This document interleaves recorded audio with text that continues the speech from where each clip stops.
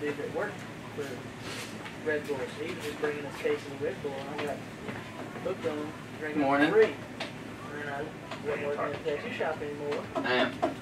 Oh, I did want to shout out. I wore my Bravo Concealment shirt today. Yeah. This is one that Mario gave me. Mario from Bravo Concealment actually messaged me yesterday and just wanted to congratulate me on my wedding and stuff. And I just wanted to say thank you to him because it's just cool that this community of people will do that kind of thing. I've met him a handful of times, but he felt like wishing me, congratulations on my wedding, which is awesome. And he was asking about my Acer holster that I told him, I was like, I literally wear this all the time. So, I mean, it's always there. Take that off and show it to him. It is really pretty. This is my Acer for my Glock 30 SF. They're very, very pretty holsters. It's got red on the inside. But, I just wanted to holler at him just because I thought it was cool that he would take the time, just to holler at me just for really no reason. It was weird yesterday. A kid walked in here that works at Walmart and said, hey, I've got this left-hand holster and it's just not doing what I want it to do. I wanted to see if one of you guys wanted it. We're like, what is it? And they said it's a Bravo Concealment. I said, Chuck, yeah, we'll take that. We'll pass it on to somebody that's left-hand that will use this. Because there'll be someone here for a pistol class or something right, that will want it. But the weird thing about it was, like, that kid walked in here, no sooner, 5 minutes later, Colin's like, hey, I was just talking to those guys today, and then when Amanda went and picked the mail up, in the mail I had a box waiting from Bravo, and they had sent... it's their brand new holster. They sent some more stuff. They haven't released those yet. That's their new one. This is their Bravo. Outside the waist, inside the waist. Outside. That's outside. And then they got their Bravo mag pouch too, and now it's their struts or their struts have their symbol are branded with their logos, which are fucking pretty cool. And this came.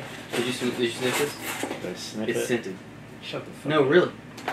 Because It's not. It's just. What is that? It's condom smell.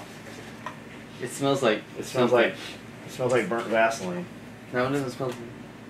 I immediately opened that box and I was like, John's gonna want to smell that because it has a smell. It's just the PVC smell. It has a smell. It's my guess is they're using this patch company. It's U.S. made. That came from the medical industry. Oh. They sent us a bunch of samples and shit. Very cool. We're gonna have them build some of our labels and stuff. But anyway, shout out to Bravo, and thank you for the new outside the waistband holster. That's for a 19, so I'm sure if and when we all take fighting pistol again, Amanda will run her 19 in minutes, so.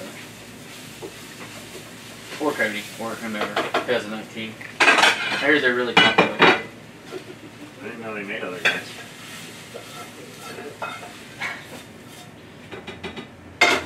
They do. I don't know why. Yes. You want some eggs? Please. They're just plain ass eggs. That's fine. Okay. When he says ass eggs, he means literally they're just pieces of ass. So you know they're good. I told him, he said, I just got in town, I drove this long, I said, if you really want some good, decent good breakfast, you should go to Down Home and get you some biscuits and sauce. This sounds delicious to me, some gravy. Then they said a Mongo, and then there's another place on down the road towards Brewston that Mongo said is even better. Apple Annie's. Is it good? I've never been. Yeah, it's good for... I mean, it's a greasy spoon, but...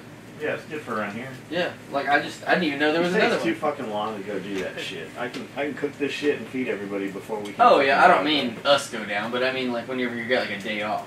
Because he had driven all night. No, on my day off, I'm going to go to Nashville and eat at the Perch or... You need to go to that place I told you in the Gulch. The biscuit place? Yeah, For the Love of Biscuits.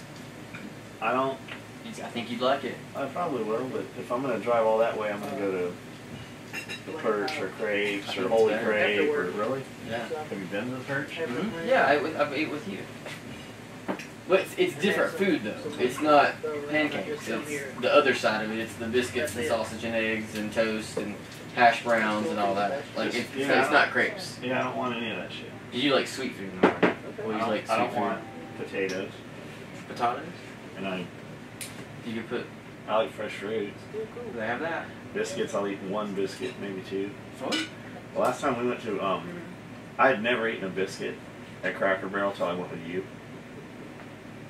And the last time we went, like when we were driving back from Blade Show, those biscuits, that shitty waiter, those biscuits were terrible. Those ones were pretty bad. Even with jelly on them, they were fucking not very good. I think his sour mood actually made our biscuits worse. Maybe. He was pretty sour. He was. Like, he should not have been. He should not be a waiter. Yeah, that's not his. I've waited,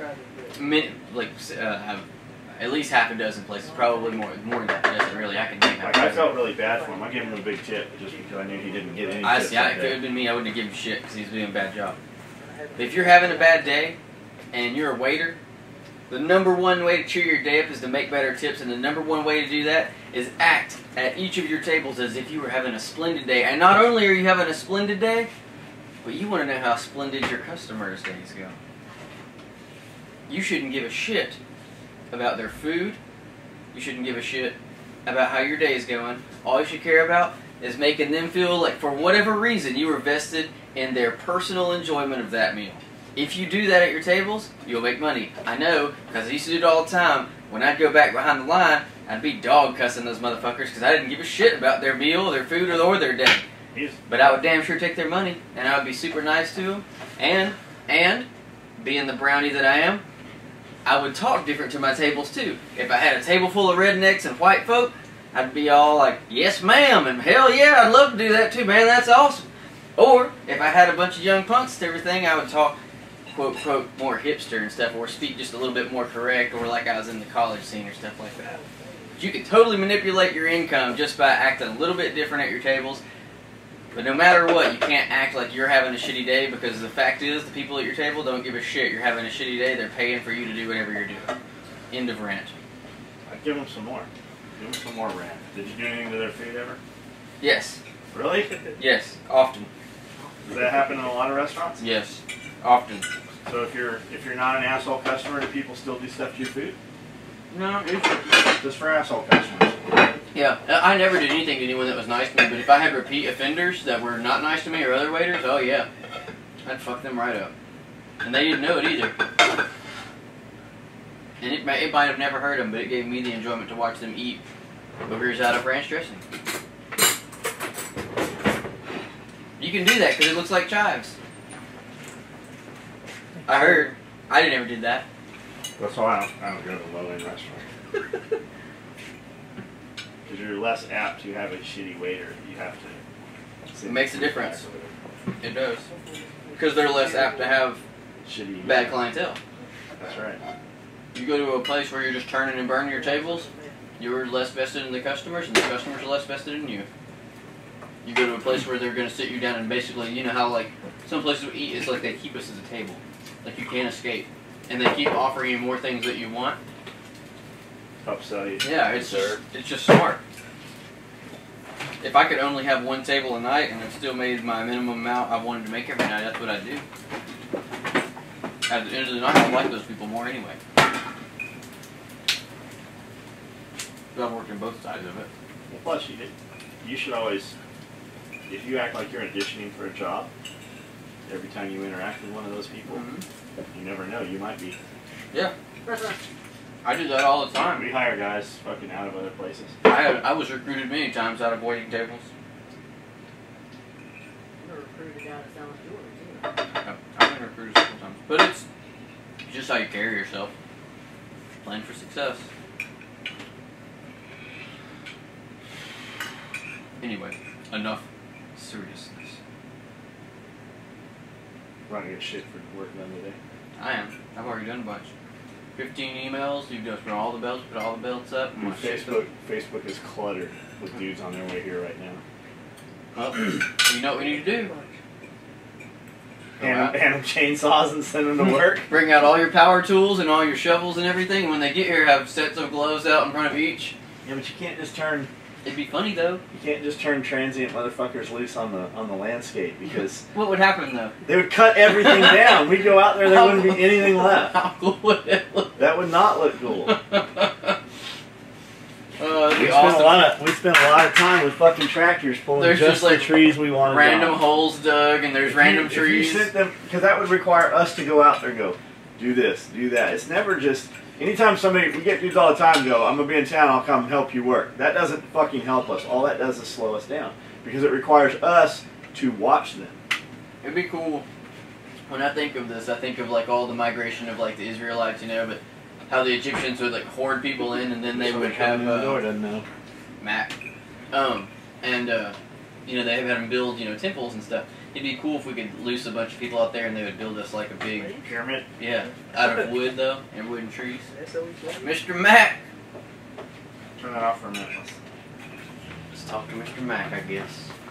Pause for a moment.